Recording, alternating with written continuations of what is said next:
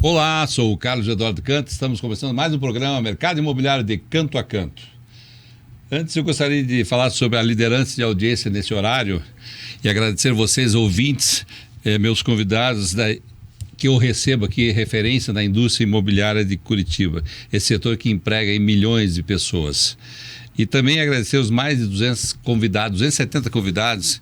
Fizemos a abertura do ano imobiliário no último dia 28 no Clube Curitibano, onde recebemos autoridades, recebemos presidentes de entidades e também nossos principais clientes, que são os incorporadores, consultores, que fazem gerar renda para nós, corretores de imóveis. Hoje eu estou recebendo no primeiro bloco Arsênio de Almeida Neto e no segundo bloco Eduardo Garcia Kiza. Arsênio, pós-graduado em Planejamento Estratégico, graduação em Administração de Empresas, MBA em Gestão Empresarial, formação de Conselheiro de Administração pelo Programa de Desenvolvimento de Dirigentes Fundação Dom Cabral, formação de Mentoring e diversas também, hoje em dia, cursos. Eu vou começar a falar sobre o currículo do Arsênio aqui, a gente vai muito longe. Eu quero aproveitar esse momento também para falar que ele atualmente é CEO da GT. Arsênio, e tem 30 anos de experiência no mercado imobiliário. Arsênio, obrigado, por participar aqui do Canto a Canto. E como eu falei, não vou ficar lendo o teu currículo durante o decorrer do programa, a gente fala um pouquinho dele, né? Não, legal. Mas antes de qualquer coisa, Canto, agradecer o convite, Pô, é uma honra, é um prazer. Então, tá num programa aí que tá com líder de audiência, que tem falado, tem entrado a fundo em vários assuntos que são bem relevantes para o nosso mercado. E acho que com essa profundidade, um programa de um nível tão alto como esse, só podia estar vindo aí de uma outra referência, uma grande referência no nosso mercado, que é o Canto. Muito legal estar aqui com você e com a tua audiência. Obrigado. Eu trazendo conhecimento e vocês também, levaram conhecimento agora na última semana para mais de 700 corretores de imóveis. Foi o GT Expert, Parece que é o segundo ano que vocês fazem aqui em Curitiba, que isso é muito importante. Como eu trago conhecimento aqui da indústria imobiliária, vocês levam conhecimento para os corretores de imóveis, Exatamente. Segundo ano, a gente, ano passado, resolveu criar um evento diferente, Então é um evento de início de ano. O GT Expert a gente tem feito sempre em janeiro, e que é um momento que o mercado ainda está começando, O mercado imobiliário tem uma certa sazonalidade, a gente sabe, final do ano sempre dá uma aquecida, uma esquentada, e começo do ano ele sempre entra um pouquinho mais devagar. Então a gente optou por, vamos esquentar esse negócio, vamos aquecer os motores do pessoal, criando um evento. E a gente criou esse evento, um evento grande, como se falou, a gente estava com quase 800 corretores reunidos, o teatro lá no Positivo, e para um dia inteiro de muito conteúdo importante. A gente trouxe palestrantes, referências aí no mercado nacional, para trazer conhecimento e realmente estreitar esse relacionamento, que é muito importante, que a GT Building tem com os corretores, com o mercado imobiliário como um todo, Isso é uma parceria que tem que ser cultivada e preservada. E a GT Building tem muito essa preocupação nesse cuidado, nessa parceria com os corretores em geral do mercado. A gente vai falar.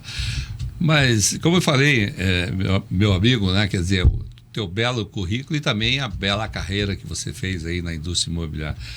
Agora, você nasceu em Curitiba, Arsênio? Sim, sou curitibano, Curitibano, nasci aqui, casado com a Carol, pai do Fernando, o pai da Marina, e assim, dá para dizer que praticamente toda a minha carreira aí, aqui no mercado imobiliário de Curitiba, tive algumas experiências lá fora, Trabalhei numa empresa que foi investida num fundo americano, um fundo de private equity. Então, a gente vai comentar sobre a São José.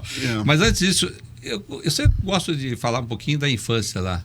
Você lembra lá dos teus sonhos quando você era moleque lá? Putz, eu via prédio, via casa, quero fazer engenharia, quero fazer administração. Conta um pouquinho lá dessa parte de infância tua lá. Então, na realidade tem essa curiosidade, Eu sou administrador, não sou engenheiro. Muitos já passaram por aqui, inclusive era comunicador.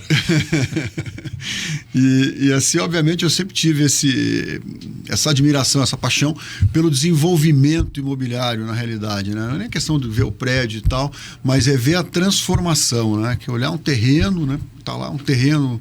Tinha alguma referência tua lá atrás? Não. De engenheiro? Curiosamente, de família não. Mas eu sempre fui apaixonado, talvez a minha paixão principal foi a gestão, né? É a gestão, né? E o processo de gestão, o processo estratégico que envolve, né, uma incorporação imobiliária, o desenvolvimento imobiliário é muito grande, né? Porque você vai desde a compra do terreno, escolha do terreno, região, mercado, né? E passando por toda a equipe que vai trabalhar no desenvolvimento do produto, né, arquitetura e depois o processo todo, né, de construção e o tempo que isso leva, né? Então, assim, se a gente para pensar, a gente tem que pensar num horizonte de aproximadamente 5 anos, se você for pensar desde identificar aquele terreno,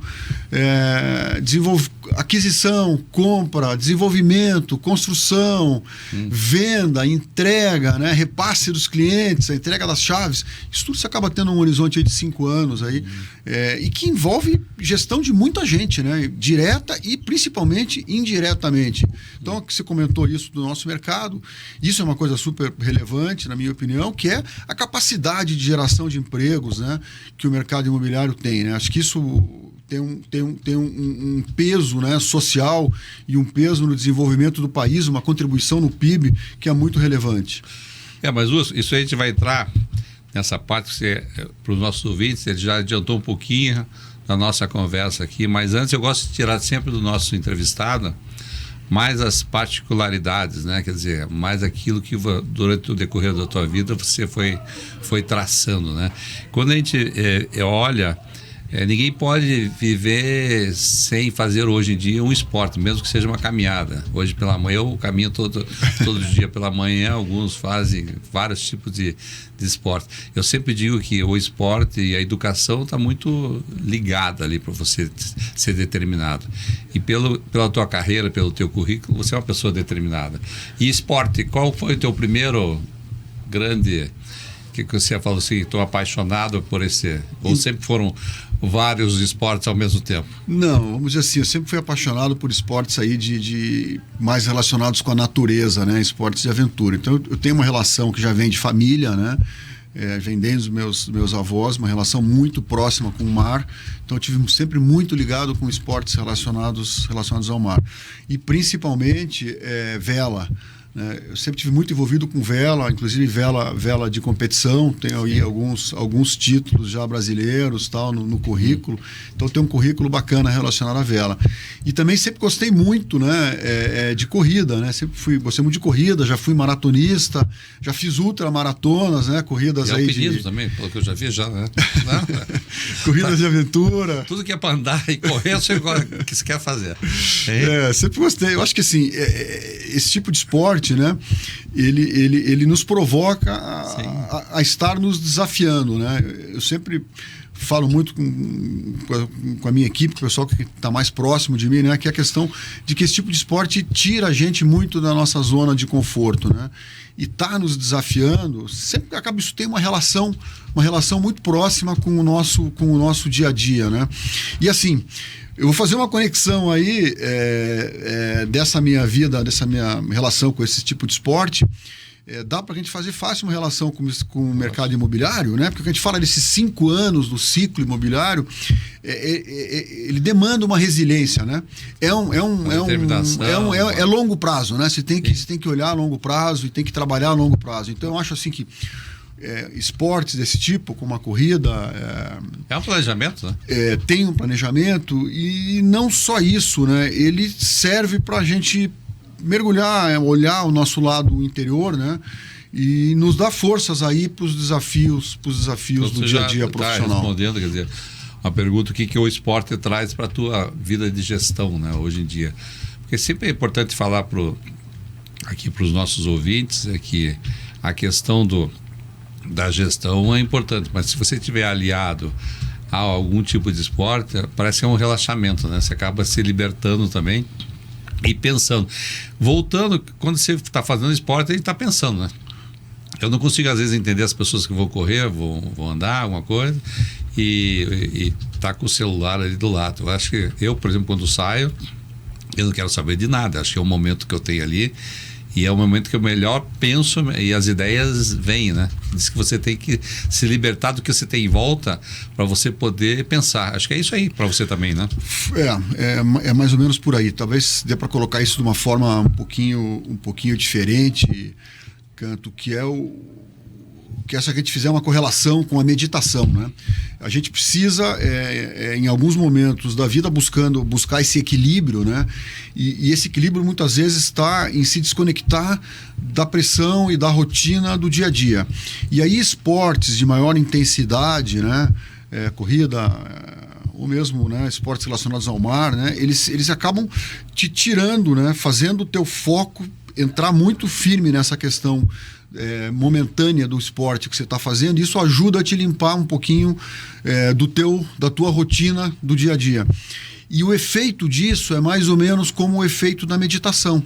Muita gente não faz esporte, faz yoga, usa outras técnicas de meditação, e acho que isso é super importante. Então, de fato, não vou dizer que você, quando está fazendo um esporte desse, você não acaba pensando no teu dia a dia, mas o teu esforço físico te faz, a tua mente te direcionar para um outro local, que é a tua manutenção do teu próprio bem-estar social. Ali, né? Você acaba focando focando ali, as pessoas acabam.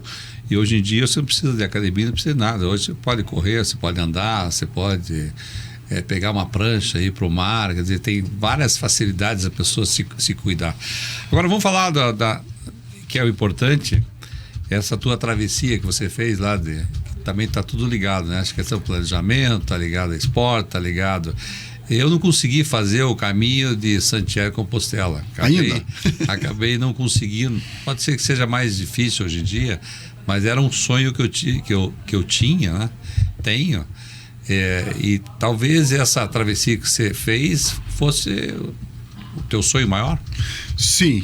Era um sonho, vamos dizer assim, que talvez uma travessia como essa é mais ou menos ter uma correlação com o caminho de Santiago, mas de uma forma no mar, né? E realmente, o que eu fiz, vamos explicar um pouquinho isso, né, para os ouvintes. Eu tive a oportunidade de realizar um sonho, como você mesmo falou, que foi atravessar o Atlântico. Eu atravessei o Atlântico velejando agora no final do ano passado. Numa viagem, foram 28 dias de Lisboa até Salvador. Sim. Então, uma viagem muito legal, que a gente fez de barco à vela, um veleiro de 42 pés, aproximadamente 12 metros, para te dar uma referência. Era de vocês? Era o veleiro era de um colega meu. Ele leva, como é que é? Um colega meu, ele estava com esse barco na Europa e precisava trazer o barco aqui para o Brasil. E assim, hoje em dia você pode até colocar um barco desse num navio, hoje tem essa opção, mas o que normalmente o pessoal faz é contratar profissionais, né, que fazem esse transporte, né? E esse colega meu falou, não, eu quero fazer isso, não quero contratar nenhum profissional, quero trazer o barco velejando. Eu falei, pô, mas... Opa, eu tô aqui. Não é tão... Não, eu até falei para ele, veja, não é tão fácil, né? Como é que você vai se preparar para isso? Ele falou, não, a primeira ideia que eu tenho é que você vai junto, né? Eu falei, né? Falei, olha, aí é assim... Mas você foi mordido na hora, né? Foi. Essa conversa aconteceu há bastante umas tempo. 48 horas você ficou pensando nisso. Fiquei. Essa conversa foi quase um ano atrás, né? Mas eu falei, cara, isso é um sonho que eu tenho, eu vou me programar, porque assim, não é só o desafio da viagem, mas é o desafio de agenda, né? Como é que você vai ficar esse tempo todo fora? Falei, eu vou me programar, eu tenho que ajustar a minha agenda para poder fazer isso. E nós viemos em três amigos, né? Nenhum dos três profissionais, né? Viemos nos revezando, fazendo turnos. Eu vi, né? Tinha umas fotos, umas comidinhas, tinha um que parecia que cozinhava, tinha lá um macarrãozinho, não era aquelas comidas do Amir Klink que ele pegou na época da Nutrimental, fazendo até propaganda aqui da Nutrimental. Você lembra que eles fizeram lá um contexto, né? Não era, né? Então, assim, o Amir, vamos dizer assim, é o nosso ídolo aí de grandes aventuras náuticas, né? Não só brasileiro, nível internacional até. Mas, de qualquer maneira, a questão de alimentação, ela tem um desafio e tem uma logística e aí um planejamento todo específico, né? Porque esses barcos, você não tem espaço até físico, né? Para levar o que você quiser de comida, né? O espaço, principalmente de comida fresca, geladeira, é muito restrito. Então você tem que planejar muito bem a alimentação, e fora a questão do desconforto Sim. de você cozinhar, né, no barco balançando, no oceano e tal. Levou um ano mais ou menos vocês programaram essa viagem? A gente levou quase um ano. A gente passou e aí. as reuniões ali que eram semanais, mensais? A gente conversou, pelo menos uma vez por mês a gente dava uma conversada, aí cada um ia estudando um pouquinho, né? Ia entendendo um pouquinho o que fazer, e a gente meio que dividiu um pouco as funções, né? O comandante do barco era o Oswaldo, né? O mais experiente de nós três. Então ele se encarregou pela parte da alimentação, né? Como ele brincava, ele como comandante, ele dizia, bom, tripulação bem alimentada, com moral alto, é super importante para evitar algum tipo de motim a bordo, né? Então ele foi o cara da alimentação, né? O outro colega nosso, que foi o Dudo, ele era o nosso especialista em mecânica, em eletrônica. Então a gente brincava que ele era o MacGyver, né, de bordo, né? Tudo que podia estragar ou resolver. Dele muito não. Foi então, em 28 dias existe um certo desgaste, né? Então, se alguma coisa acaba quebrando, você está sozinho no meio do oceano. Então, você tem que ter uma capacidade própria de vir resolvendo os problemas. E eu era o encarregado mais da parte de navegação mesmo, né? Do ajuste das velas, tal, até pela minha experiência aí de competição, né, e tudo mais. Eu tinha essa responsabilidade de garantir o desempenho do barco, porque viagem é muito longa. Lisboa-Salvador, se a gente falar em termos de quilômetros, a gente está falando de uma viagem de em torno de 7.000 quilômetros. Então o desempenho do barco ele é relevante, porque ele encurta a viagem, e se você demorar mais tempo, você acaba tendo problema de alimentação. E outro desafio enorme que a gente tem é a gestão de água doce. Porque o consumo de água doce, né, é grande, e você tem uma quantidade muito restrita de água doce. Então, tem que caprichar. Quem tem que beber muita água tem. Não é nem a questão da água de beber. Essa é mais fácil de você controlar, né? Garrafas de água mineral. Mas a água do banho mesmo, higiene, lavar louça, esse tipo de coisa, é um desafio.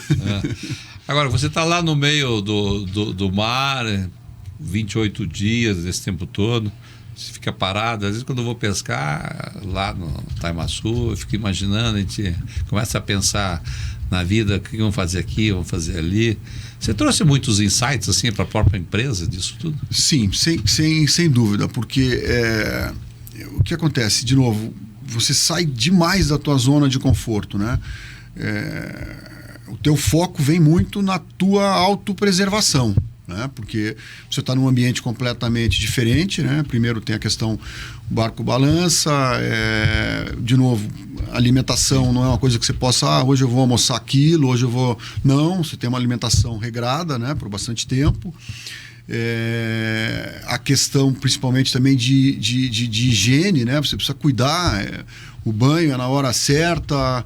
Então tudo isso vai te tirando da zona de conforto e vai te fazendo pensar em você mesmo, né? E aí a gente começa a perceber o quanto da nossa vida, no nosso dia a dia, tem supérfluo. Tem supérfluo, é pouco pensada, o quanto a gente deixa de priorizar as coisas realmente importantes. E tem uma outra coisa que faz muita diferença, que eu acho que é muito legal da gente citar, é que a gente não tinha acesso liberado à internet.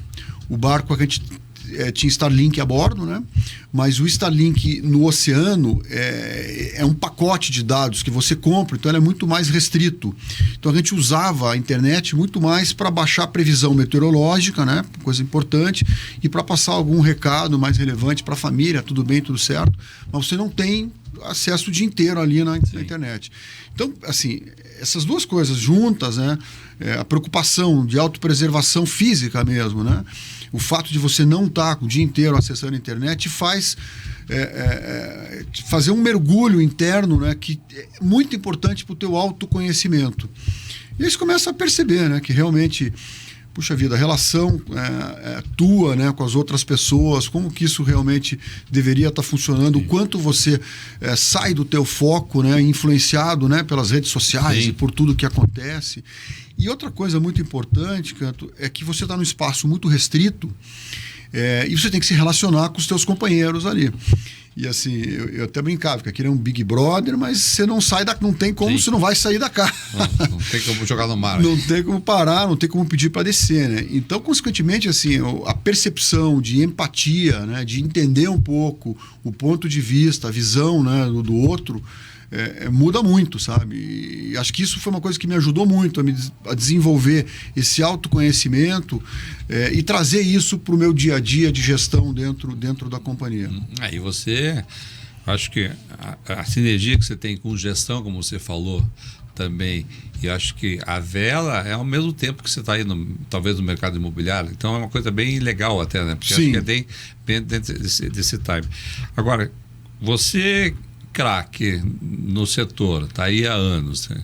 Já fez aí diversos lançamentos, já passou por diversas dificuldades, não só no marco, na veleira, como também no nosso mercado, as fases que nós tivemos aí na indústria imobiliária. E hoje você está como CEO lá da GT.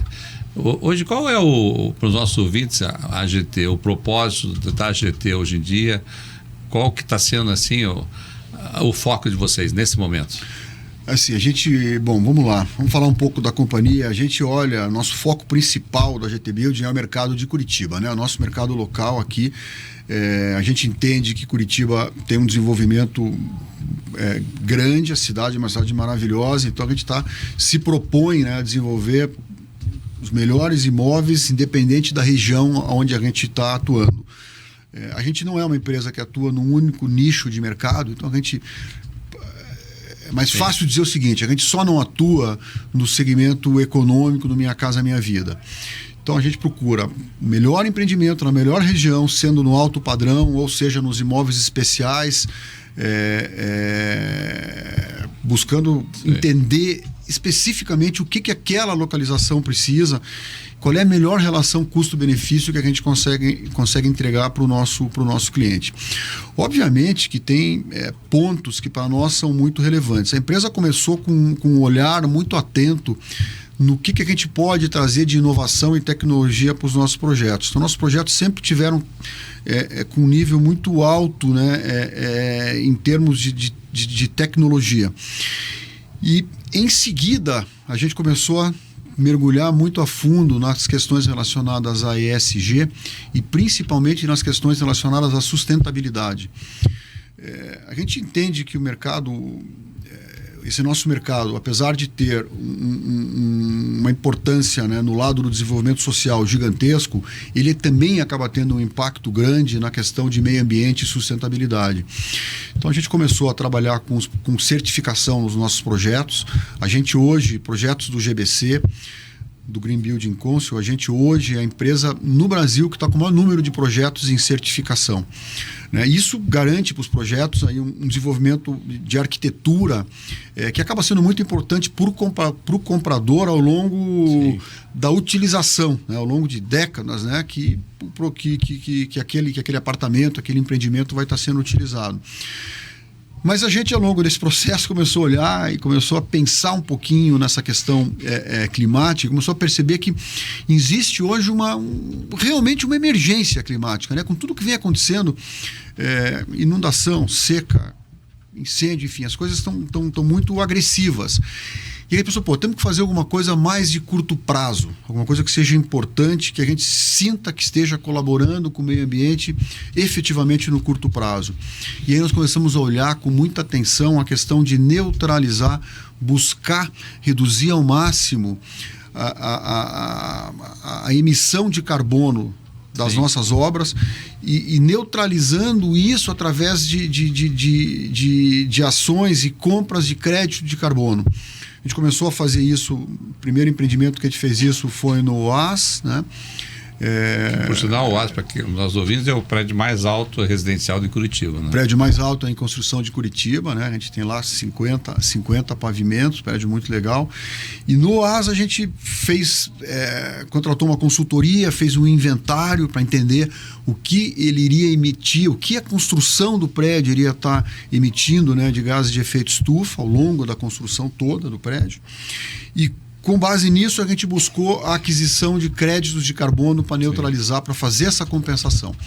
Isso começou no OAS, a gente levou isso para o Atlan, levou isso para o AMAS, até inclusive o Atlan e o AMAS, o próprio nome do empreendimento, né? O Atlan, esse nome a gente trouxe de Mata Atlântica, então a compensação de carbono lá foi feita através da aquisição de créditos aqui na Mata Atlântica, né, no nosso litoral, uma coisa muito bacana, através da SPVS, que é uma referência, né, em termos de preservação nossa aqui, né? Então, assim, essa parceria é uma parceria que a gente tem muito, muito orgulho de citar. E o AMAS vem de Amazônia.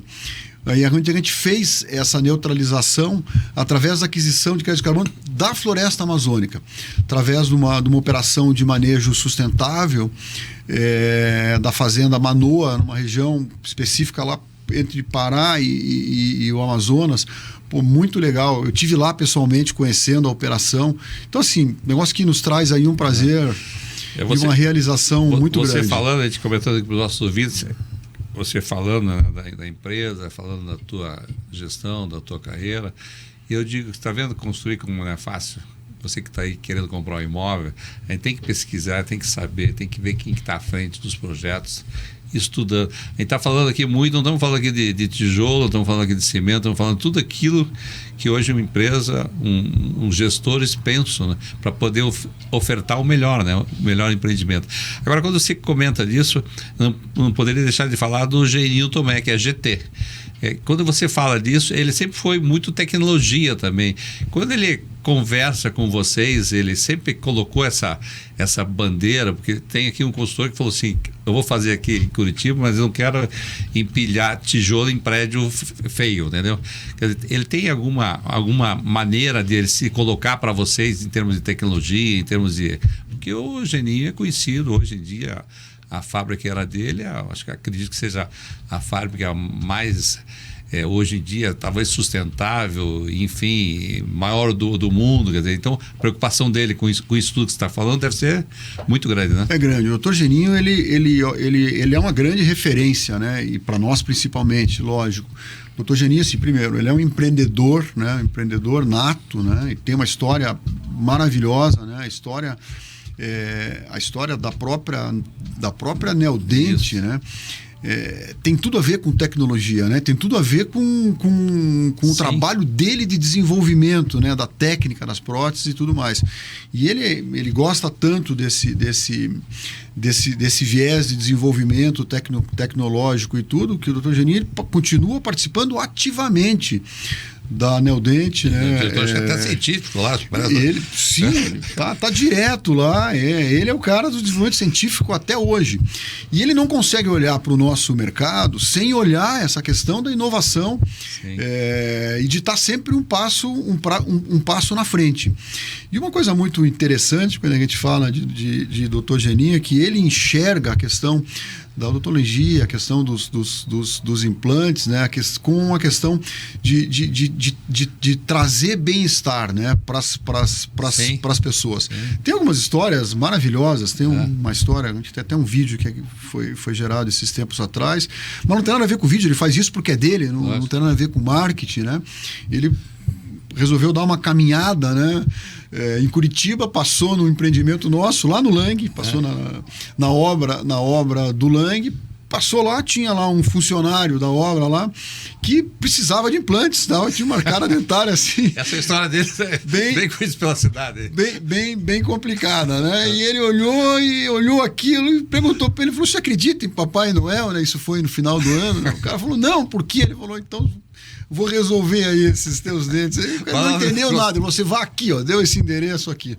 Para quem não entendeu, o doutor Geninho, né, ele realmente ele teve essa Neodente, mas isso que você falou, né, tem vários casos aí, né? Por exemplo, ele joga golfe. Lá no golfe também ele pegou algumas pessoas e falou, eu vou refazer, né, a tua dentadura. Entendeu? Mas falando assim da GT, é muito importante isso, quer dizer, a gente está falando aqui de uma incorporadora, mas estamos falando de toda uma tecnologia, toda a preocupação que tem de você poder devolver, né? Então as pessoas falam, não, o consultor ele não está pensando, você está pensando lá em fazer o projeto e jogar. Veja quanta coisa você falou e que hoje em dia é uma referência da GT, uma empresa nova, E é uma referência. Então, isso é muito importante para a gente falar para os nossos ouvintes. Agora, está quase no final do programa, só queria que você falasse um pouquinho do que vem de lançamento da GT agora, porque, afinal de contas, né, os nossos ouvintes querem saber, né? Com toda essa tecnologia, o que vem pela frente aí. Então, fala para nós. Não, vamos lá. Ano passado foi um ano importante para nós, né? A gente lançou o Lang e o Touring, que foi uma referência, né? Homenagem aí, Lang de Morretes, João Touring. Então, assim, foi um sucesso muito grande. E esse ano a gente está preparando outros lançamentos aí muito importantes e que a gente quer ver se a gente consegue manter aí esse protagonismo nos lançamentos. Então, a gente vai temos 3 lançamentos programados para esse ano. Estamos aumentando um pouquinho o nosso volume com relação ao ano passado. Esse ano a gente deve chegar próximo aí, mais ou menos na casa de 500 milhões aí de lançamentos. O primeiro empreendimento nosso é próximo ali ao OAS, próximo ao Casa Milano. Não posso dar muito spoiler ainda, porque a gente não foi a mercado, mas a gente vai mais ou menos seguir a nossa curva de aprendizado, né? Porque nós lançamos o Casa Milano, foi um sucesso de vendas, vamos entregar esse ano. Na sequência veio o Oase e agora nós temos esse novo empreendimento. Está ali poucas quadras, mais ou menos na mesma linha. A gente deve estar lançando esse empreendimento aí ainda no primeiro semestre, acho que em maio, aí a gente deve ir a mercado. Daqui a pouco a gente já vai estar começando a divulgar no mercado um pouco mais de informações a respeito dele. Na sequência, nós temos um empreendimento na República Argentina, um empreendimento mais voltado para unidades um pouco menores, a gente está na casa aí de 60, 70 metros. E aí, assim, dentro dessa lógica nossa de trazer uma solução nova, trazer um empreendimento com um nível de tecnologia mais alto, mais bem pensado, por uma região que tem uma densidade muito grande, que acho que está precisando disso. E aí, para o final do ano, a gente volta um pouco mais para a região do Batel ali, na 7 de setembro, ali, esquina com Bento Viana, a gente está trabalhando no empreendimento que é um endereço importante aí para fechar 2025. Claro, né, Canto, que é um ano que tem que ser olhado com bastante cuidado. A gente tem uma situação, o mercado imobiliário vai muito bem, Curitiba 2024 foi muito bem, mas é óbvio que a gente tem um momento aí de juros subindo, tem que ter um pouco de cautela. A gente também é muito cauteloso e procura olhar com muita atenção o que está acontecendo no mercado, não só nacional, mas também no mercado local. Mas para os nossos ouvintes, hoje a GT tem um land bank grande de terrenos também. E 2024, com a taxa de juros altos, batemos todos os recordes de venda hoje na indústria no Brasil. E hoje em dia o spoiler também para 2025 é muito bom. Então você que pensa em comprar imóvel, inclusive hoje, sábado, vão nos plantões aí da GT, né, pela cidade, que tenho certeza absoluta que é o momento de comprar agora. Eu não acredito em baixa de imóvel, mesmo porque a questão da mão de obra hoje em dia também está quase que equivalente, às vezes até o valor de um terreno. Então, isso é muito importante para a gente poder focar. E finalizando, eu queria que você desse aí eu como corretor de imóveis aí há 48 anos, né, a questão do corretor de imóveis dentro da GT, eu sempre vejo que hoje em dia nós somos os atores das construtoras. Isso é uma realidade também desde a GT, desde o começo que eu vejo, né? Não ter dúvida. Um pouco daquilo que eu já comentei aqui, o trabalho enorme, muito longo, né, de desenvolvimento, cuidado, carinho em criar o projeto, desenvolver o projeto, mas lá na ponta final, quem está lá na ponta final conversando com o cliente final é o corretor. Então a gente sabe, né, está muito claro para nós a importância desse parceiro que é o corretor, né, que faz parte efetivamente do nosso negócio. Para complementar um pouquinho aí do que você estava colocando, né, do momento, né, não tenho dúvida, a gente tem aí um momento de mercado imobiliário extremamente interessante, acho que é importante. Por mais que a gente olhe e tenha alguma preocupação com a questão do juro, o nosso mercado é mercado de longo prazo, né? Sim. E o nosso Brasil aqui tem uma sazonalidade muito grande, então não dá para perder as oportunidades. Eu acho que para o cliente que está nos escutando, né, se está visualizando uma boa oportunidade numa região que interesse, num imóvel que atenda a sua necessidade, não dá para perder a oportunidade, é o momento mesmo. E depois vem a reforma tributária, que você não pode esquecer, né? Que a reforma tributária com certeza deve aumentar alguma coisa no país, né? Também. Então isso também é muito importante. Então falamos aqui com o velejador, hoje administrador, apaixonado pela empresa, pelo mercado imobiliário. Vocês puderam ver, né, nas declarações dele. Arsênio de Almeida. Arsênio, muito obrigado pela tua entrevista. Eu que agradeço. Muito obrigado, Canto. Vamos para um rápido intervalo. Espera aí, nós já voltamos. Continuamos com o programa Mercado Imobiliário de Canto a Canto, recebendo Eduardo Garcia Kiza, engenheiro civil pela Universidade Federal do Paraná, corretor de imóveis, especialista em engenharia econômica e negócios imobiliários pela FAI e finança pelo IBMEC, professor da disciplina de engenharia econômica do curso de pós-graduação em gerência de obras da Universidade Tecnológica Federal do Paraná, membro dos conselhos consultivos da Canet Júnior, da Evolução Urbana e da Miguel Ângelo Mármores do Brasil. E também é diretor da ADEME Paraná. Muito obrigado por participar do Canto a Canto. Eu que agradeço o convite, Canto. É um prazer estar aqui no teu programa. Na infância você já olhava os prédios e falava assim, quero amanhã estudar e viabilizar empreendimentos? Ou qual que era teu... Eu acho que não, acho que eu queria ser bombeiro, eu não me lembro, Canto, mas é até uma brincadeira interessante que você fez, né? Porque acho que nenhuma criança levanta a mão na sala de aula quando professora pergunta o que você quer ser quando crescer, né? E diz, eu quero ser incorporador, né? Acho que não existe. E até é difícil, porque quem trabalha com incorporação, normalmente quando perguntam em casa, o que você faz? A pessoa, se ela cair na besteira de dizer que é incorporador, ela vai ter dificuldade de explicar o que é isso, né? Porque até o dicionário ele nos atrapalha. Tem incorporação, acho que incorporador é a última, a nossa definição de incorporação é a última do dicionário, né? Vem antes incorporação de elemento químico, incorporação de empresas, incorporação do soldado na tropa, incorporação mediúnica, e aí a incorporação propriamente dita, né, que é o ato de incorporar um edifício ou, né, unidades autônomas num terreno, é a última. Né? Mas é uma cachaça, viu, Canto? É um negócio muito divertido. Quando eu falo essas brincadeiras aqui no começo, para a gente poder lembrar da infância, né? Eu achei muito importante as nossas raízes, né? O que os pais, os avós, acho que a gente lembra muito, né? Então, quando a gente pergunta, né, lá atrás, né? Eu, por exemplo, queria ser lá cirurgião plástico, me lembro, me perguntava. Jamais, odeio sangue, não quero saber nada. Mas aquilo que você falou, o professor perguntou na sala de aula e você deve ter falado, quero ser bombeiro. Outro quer ser policial. Astronauta. E é isso, né? Outro quer ser militar. Né? São talvez profissões mais afins do mercado. Mas como é que você foi mordido lá? Teve alguma referência para fazer o teu curso? Olha, agora você falando, me lembrei, meu saudoso pai, conhecido por Garcia, ele foi fiscal de obras da TAR. Sim. E eu me lembro pequeno, 10 anos talvez seja a primeira memória que eu tenha, de acompanhar meu pai em algumas obras, né? Então, o Edifício da Glória, Edifício Firenze, são obras muito antigas, né? Que a TAR construiu, uma empresa... Está completando 130 anos esse ano, né?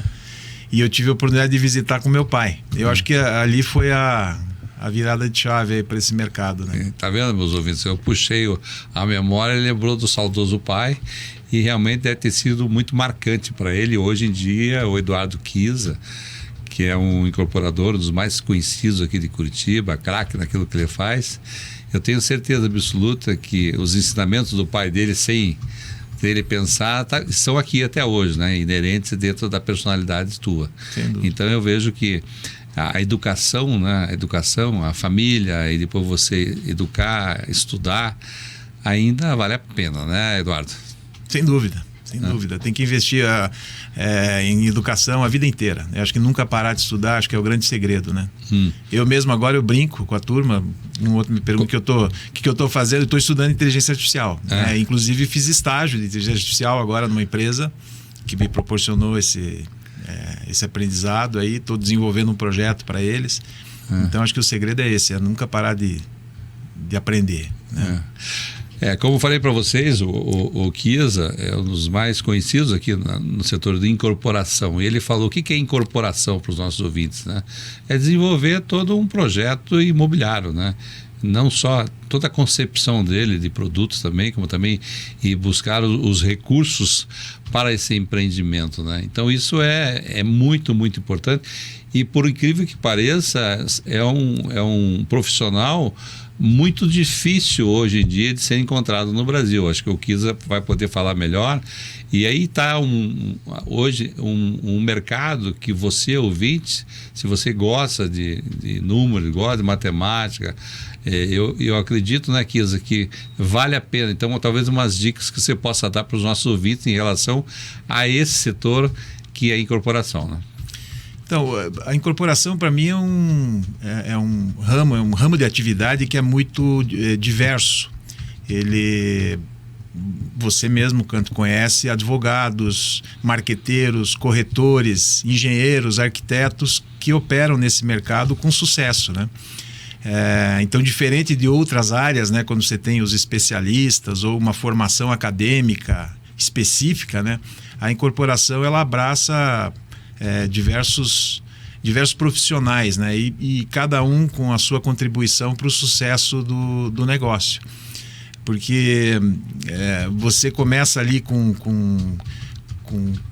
leitura de mercado, com busca de um terreno adequado para desenvolver um projeto, toda a parte de concepção do projeto, que não é só arquitetura, né? Tem toda a legislação urbanística, os projetos complementares, aí sim entrando pesado a engenharia com estrutural, elétrico, hidráulico, todos os complementares.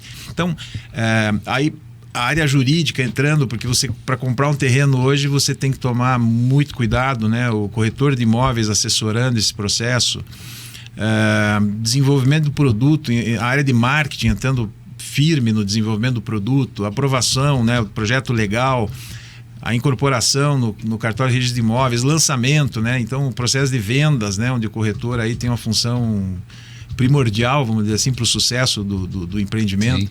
A decisão do incorporador de seguir ou não seguir com o projeto, que é uma decisão muitas vezes difícil, né? Poucas vezes na vida eu tive que recuar de projetos, mas às vezes é uma decisão dura que a gente tem que tomar, porque a lei permite, né? E quando o projeto não viabiliza, é a melhor coisa a ser feita, né?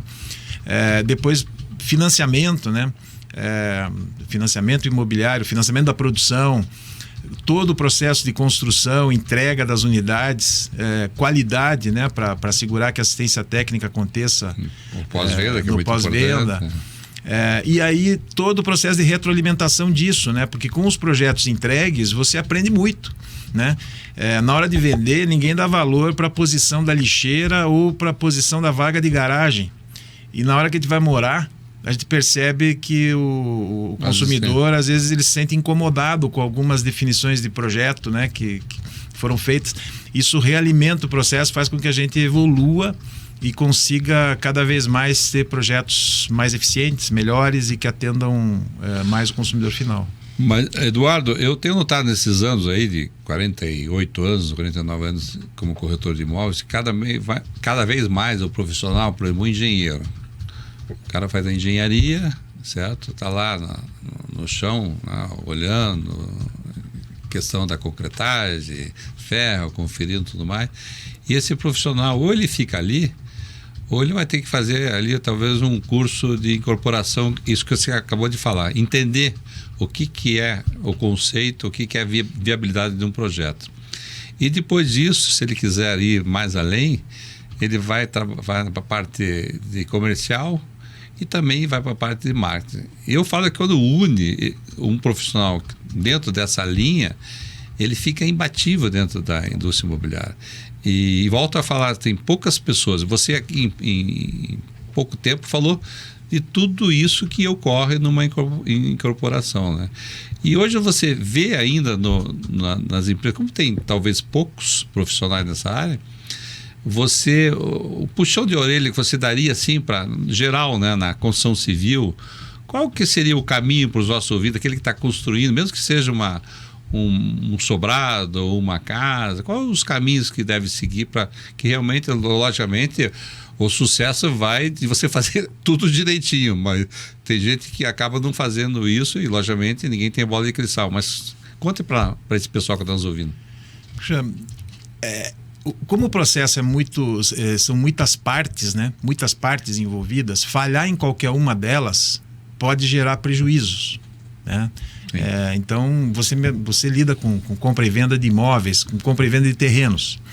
Se você não tomar todos os cuidados necessários para que a transação aconteça e a transmissão do bem seja concretizada no registro de imóveis, você pode ter dissabores. Se na hora de comprar o terreno você esquecer de avaliar questões ambientais, por exemplo, ou questões de uso de solo, ou às vezes um fundo de vale, pode ser que você não consiga implantar o projeto que você imaginava implantar no terreno. Então, eu diria que a quantidade de riscos é tão grande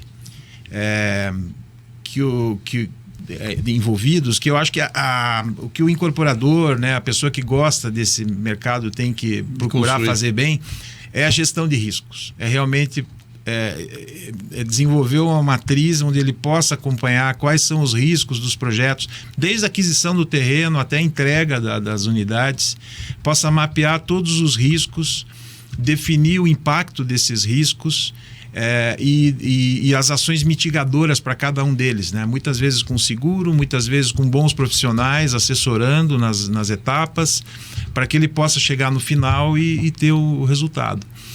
O outro cuidado importante é nunca esquecer o financeiro, né? Porque a gente hoje está vivendo, esse ano especificamente de 25, uma projeção de Selic podendo bater 15%, 16% ao ano. Muitas vezes a gente tem, eu brinco com os meus alunos, né?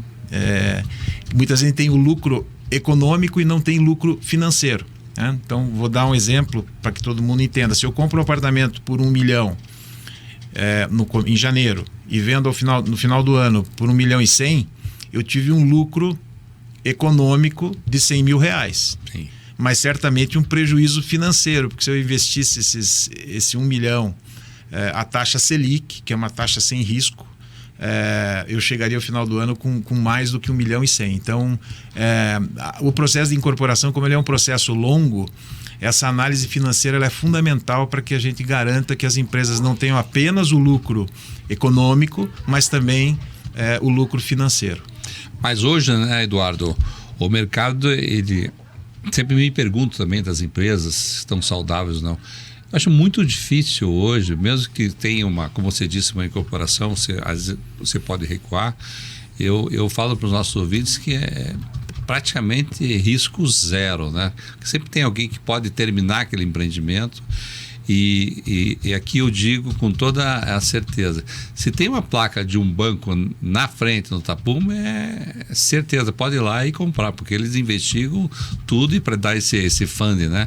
Será que eu estou falando besteira em relação a isso? Não, você está falando, tá certo na tua análise. Quando o banco coloca recursos para financiar um empreendimento, esse empreendimento ele já está viabilizado, porque o banco ele não coloca os recursos antes que o empreendedor coloque 20%, no mínimo 20% da obra e tenha conseguido pelo menos 30% de vendas. Então, seguramente ter uma placa de um banco no empreendimento é um aval. É um aval. O patrimônio de afetação também é uma legislação que veio...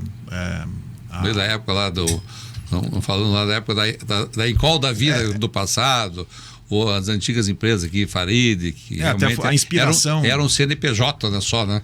A inspiração para o patrimônio de afetação foi justamente essa falência da Incol, né? Essa legislação aí que foi criada com o objetivo de proteger os compradores de imóvel, garantir que o dinheiro que eles aportam no empreendimento seja destinado para aquele empreendimento, fique apartado, né? Fique afetado, por isso o nome, né? Do restante do patrimônio da empresa. Com todo o teu conhecimento que você já participou aqui em empresas, né, de todo tipo, como conselheiro, e continua como conselheiro. Uma das que eu vejo ferramentas também mais importantes que tem é a própria pesquisa, né? Que é uma coisa barata que tem que ser feita, não é verdade? Dentro do teu projeto tem que ser feita essa pesquisa, né? Sem dúvida. Nós tínhamos uma música no nosso tempo chamada Feelings, né? Do Morris Albert. Acho que só ele ganhou dinheiro com feelings. No mercado imobiliário você tem que ganhar dinheiro fazendo pesquisa, né? Não adianta ter a minha sensibilidade me diz isso. Na verdade, você tem que ouvir o que os compradores acham, o que os compradores desejam, o que os compradores pagariam pelo teu produto, né? Então, não é possível hoje fazer empreendimentos com 100, 200 milhões de VGV e querer economizar 30 mil reais em uma pesquisa, né? O que eu tenho falado, eu falo muito isso, está aqui um craque falando, você que está aí em Foz, está em Londrina, em Maringá, vai fazer qualquer tipo de empreendimento, para vender, faça uma pesquisa. É muito barato dentro do valor, né, geral. É um custo, eu digo até irrisório, né? E muitas vezes, você mesmo disse, a pesquisa vai falar às vezes para você não fazer. Exato. Daí você vai mitigar e vai pôr teu recurso do outro lado, né? Exatamente. O saber recuar também faz parte do dia a dia do incorporador e são decisões muitas vezes que a gente não deseja tomar, mas são decisões sábias, né? E acaba tendo. Agora, Eduardo, no último ano, o mercado imobiliário, aí 2024, bateram todos os recordes de venda. E sempre foi, né, assim, os juros altos, o mercado imobiliário em baixa e vice-versa. E nesse último ano, para minha surpresa em geral, até as explicações, os juros altos e o mercado imobiliário bombando. E como é que você está vendo agora esse momento de 2025? Será que vão ter um vácuozinho de 2024? O pessoal sempre fala em termos de política, taxa de juros e tudo mais, mas a gente continua aquecido, as empresas continuam fazendo. Como é que você vê hoje, pela tua experiência, né? Então, o Brasil está vivendo uma era de ouro, vamos dizer assim, um bônus demográfico muito importante, que é o envelhecimento da população, e a quantidade de pessoas entre 30 a 40 anos tem aumentado, que é a fase em que as pessoas compram imóvel, né? A idade dourada ali para o mercado imobiliário. Esse tem sido o grande motor aí que tem impulsionado o mercado. Setor. Por mais que taxa de juros e outros fatores tentem atrapalhar, a renda às vezes andando de lado, mas o bônus demográfico tem sido o grande impulsionador do mercado.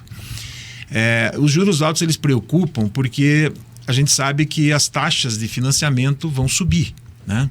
Nós tivemos taxas, você deve lembrar, alguns anos atrás, de TR mais 7% ao ano.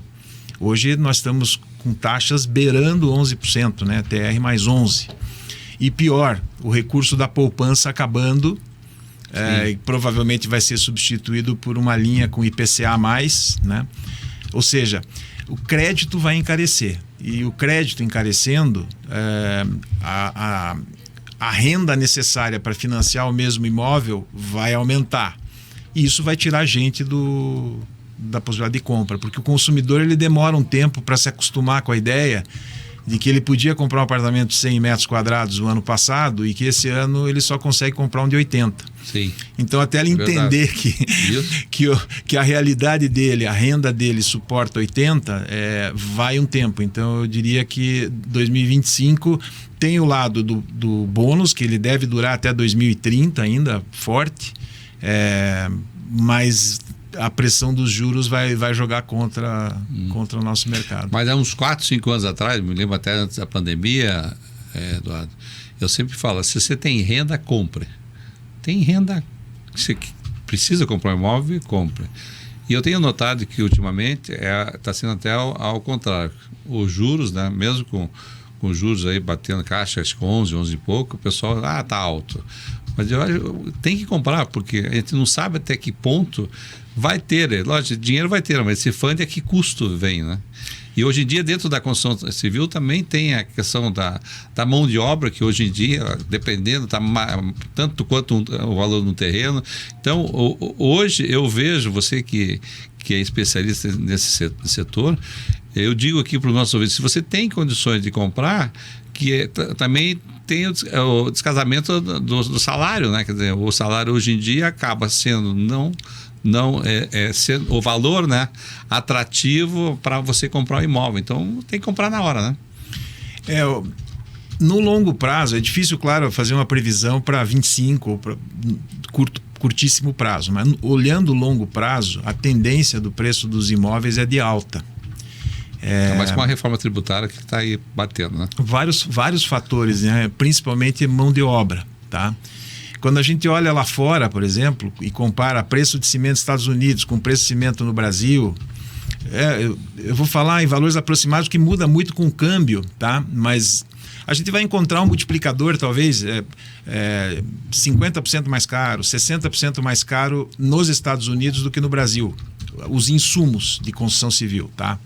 Quando a gente olha a mão de obra, nós estamos falando em múltiplo de 10 vezes. Um pedreiro nos Estados Unidos ganha 10 vezes o que ganha um pedreiro no Brasil.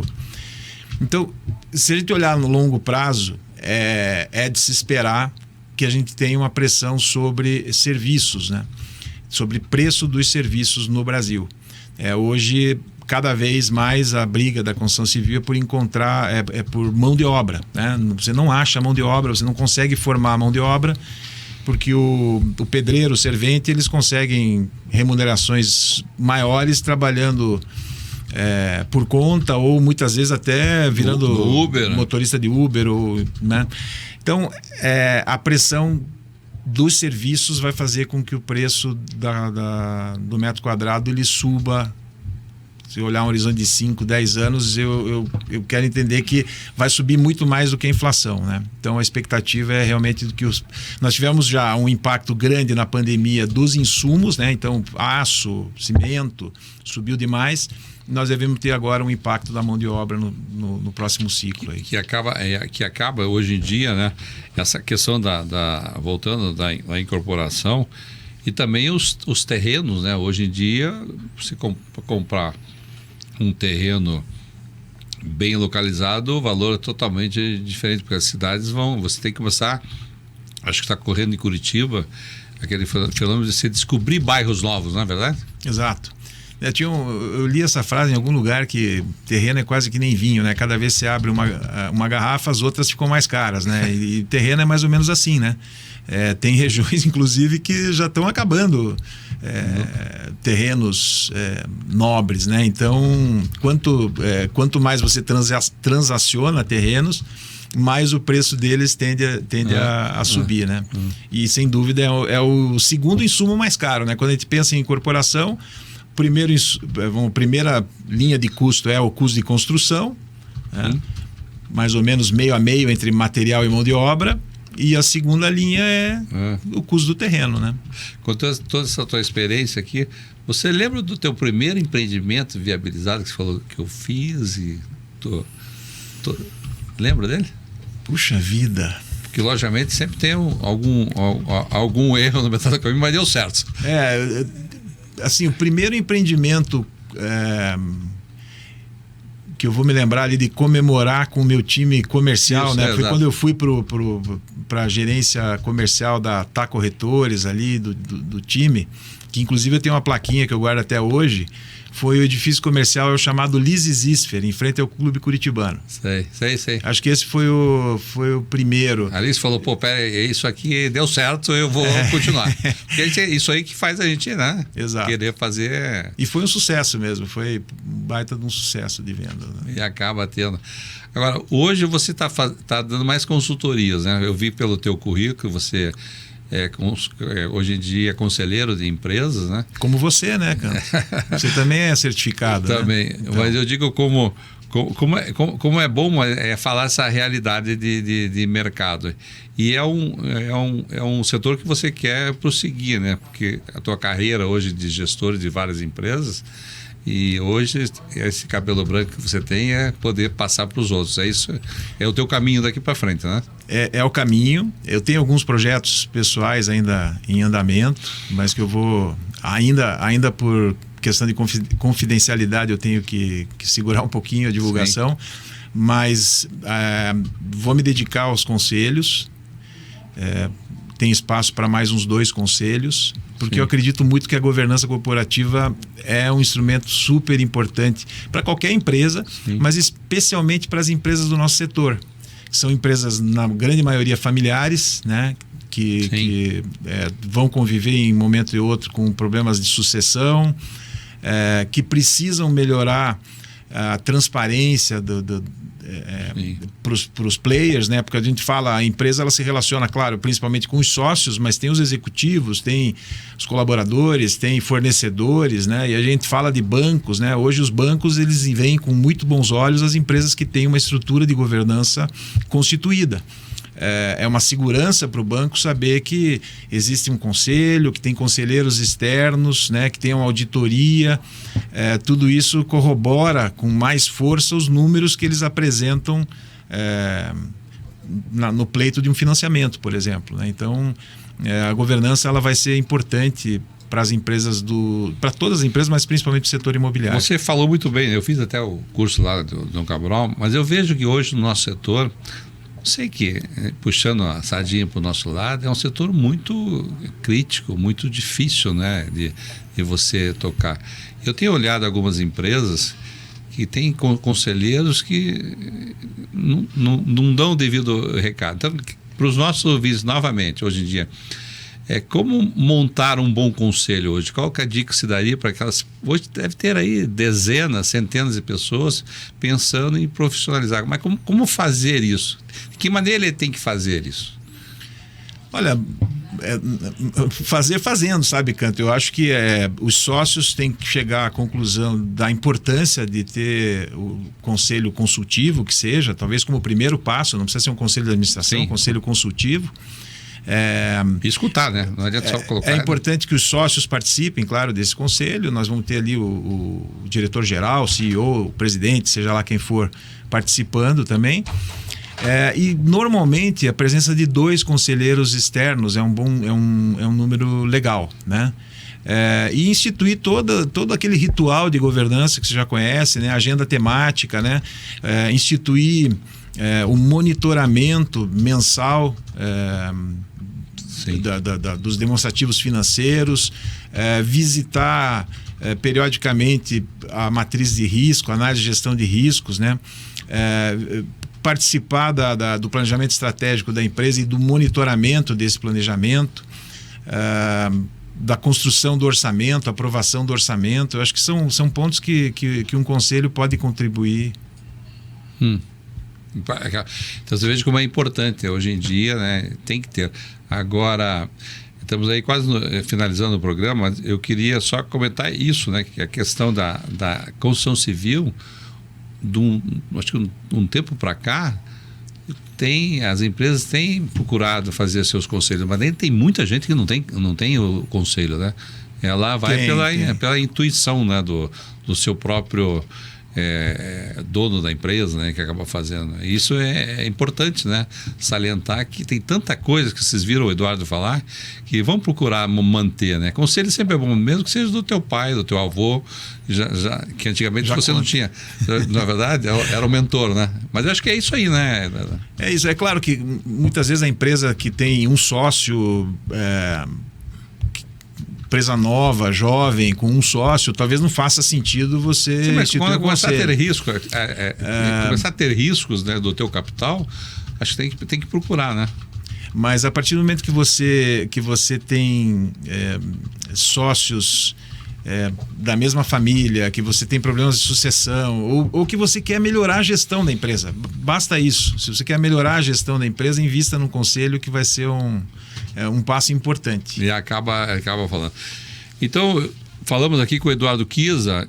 Kiza, eu quero te agradecer bastante. Eu acho que você está aí no mercado. Eu acho que tem que procurar pessoas aqui na indústria imobiliária, como sempre digo.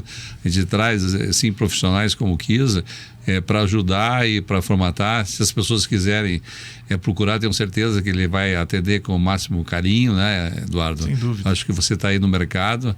E te digo, falando lá no começo, eu conheço poucos profissionais, pelo menos em Curitiba, que têm o conhecimento da cidade como você aqui. Quer dizer, você né, trabalhou, vive em Curitiba, dá aula aqui em Curitiba, e tenho certeza que muitos também alunos hoje em dia devem estar despontando aí dentro das construtoras. Isso é um prazer muito grande, né, Eduardo? Não, sem dúvida. É um orgulho para mim. 27 anos na disciplina lá da UTF-PR, e a gente consegue já enxergar aí muitos alunos que foram picados aí pelo bichinho da incorporação e estão desempenhando muito bem. Mas siga o caminho do Eduardo. Tem poucos profissionais em Curitiba. Você que fez um curso aí de engenharia, mesmo de técnico de edificações, você conhece, né, a incorporação, conhece, eu digo, a construção, siga esse caminho, que esse caminho é muito promissor. Estou falando. Quer dizer, que é muito bom esse caminho. Ok? Então esse foi Eduardo Kiza. Espero vocês no próximo sábado. Excelente final de semana.